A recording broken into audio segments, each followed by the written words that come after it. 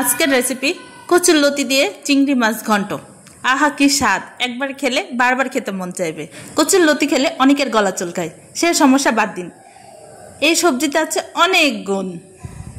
নিয়মিত কচুরলতির তরকারি খেলে শরীরে পানি থাকে, শরীর শুকিয়ে যায় না। কচুরলতিতে প্রচুর পরিমাণ আয়োডিন ও ভিটামিন বি রয়েছে। কোলেস্টেরলের সমস্যায় যারা ভুগছেন তারা নিয়মিত খেতে পারেন কচুরলতির তরকারি। এটি রক্তে কোলেস্টেরলের মাত্রা কমায়। তাদের দৃষ্টি শক্তি কমে যাচ্ছে, তারাও নিয়মিত খেতে পারেন কচুরলতি। চলে যাই মূল রেসিপিতে।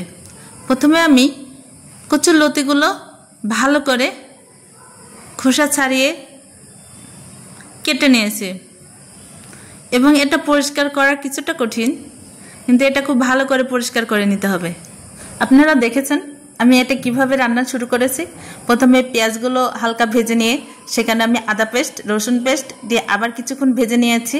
হলুদের গুঁড়ো, মরিচের গুঁড়ো, ধনিয়ার গুঁড়ো, জিরার গুঁড়ো, সব রকম মশলা অ্যাড করে 5 মিনিট ভেজে নিয়ে আমি চিংড়িগুলো দিয়ে দিয়েছিলাম। চিংড়িগুলো কিছুক্ষণ কষাই নিয়ে আমি এখানে কচুরলতি দিয়ে দিয়েছি। কচুরলতিগুলো দিয়ে আমি আবার কিছুক্ষণ কষিয়ে নিলাম, মোটামুটি 10 মিনিটের মতো। তারপরে এখানে আমি নর্মাল পানি ইউজ করছি। পানির পরিমাণটা মিডিয়াম দিতে হবে, খুব কম দিলে কিন্তু সিদ্ধ হবে না। আর যেহেতু এটা আমার একটু অন্যরকম, আমি এটা ঘন্ট বানাবো, এজন্য কিছুটা পানির পরিমাণ বেশি দিয়েছি। ঢাকনা দিয়ে ঢেকে দিয়েছিলাম। প্রায় 10 মিনিট পরে এসে দেখেন আমার রান্না অনেকটাই এগিয়ে গিয়েছে, প্রায় অর্ধেক। আবার নাড়াচাড়া করে ঢাকনা দিয়ে ঢেকে দিলাম। পানিটা কমে এসেছে। এখন আমি আবার ভালো করে নাড়াচাড়া করে দিচ্ছি, না হলে নিচে কিন্তু লেগে যাবে, আর পুড়ে গেলে তো তরকারির টেস্টই নষ্ট হয়ে যাবে। আর এটা কিন্তু খুব তাড়াতাড়ি লেগে যায়, এর জন্য আপনারা বারবার ঘন ঘন নাড়াচাড়া করার চেষ্টা করবেন। দেখুন তরকারির কালারটা কিন্তু দারুণ এসেছে।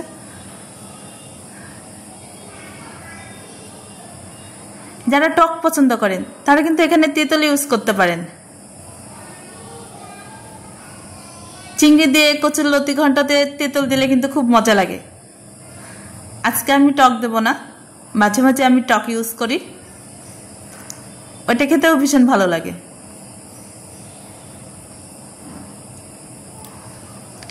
সম্পূর্ণ রস আমি শুকিয়ে ফেলবো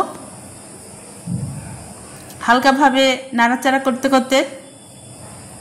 এই তো আমার রান্না প্রায় কমপ্লিট হয়ে গেছে কচুরলতি ঘন্ট। এখন আমি ঢেলে নিচ্ছি। এটা গরম গরম ভাতে খেতে জমে যাবে। আপনারা অবশ্যই রান্না করে খেয়ে দেখবেন, আশা করি ভীষণ ভালো লাগবে। এবং আমার রান্নাটা কেমন হয়েছে কমেন্ট করে জানাবেন। ওকে, ভালো থাকবেন, দেখা হবে নতুন কোনো রেসিপি নিয়ে।